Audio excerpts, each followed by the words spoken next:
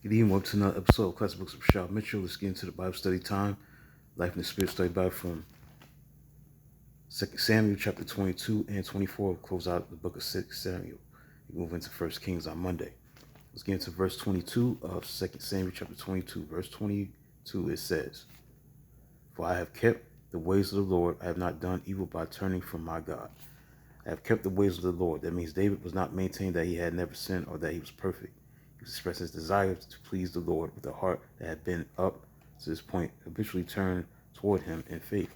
The psalm was probably composed shortly after God delivered him from Saul, before he fell into the sins of murder and adultery. Go to chapter 24, verse 1. Again, the anger of the Lord burned against Israel, and he incited David against them, saying, "Go and take a census of Israel and Judah." Take a census of Israel and Judah. That means it notes the following concerning David's sin and taking a census of the people. It is stated that God incited David, whereas in 1 Chronicles chapter 21, verse 1 says that Satan incited David to take a census of Israel. God at times will use Satan to achieve his divine purpose by permitting him to test God's people. God evidently allowed Satan to tempt David because of David's pride and lack of trust in God. David's will was involved in the sin, but he could have resisted Satan.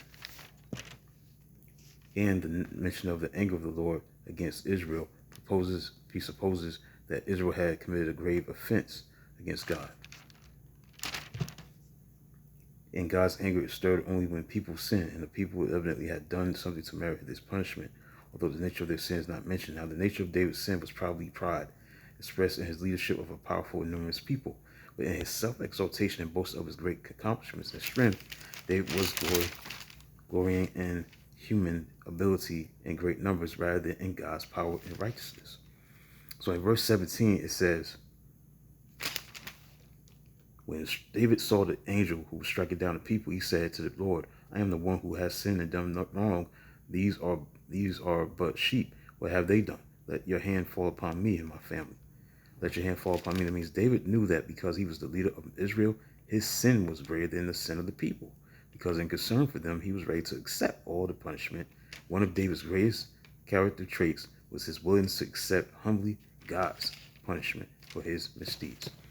And finally, verse 24 says, "But the king replied to Araunah, 'No, I insist on paying you for it. I will not sacrifice to the Lord my God burnt offerings that cost me nothing.' So David brought the threshing floor and the oxen, paid 50 shekels of silver for them.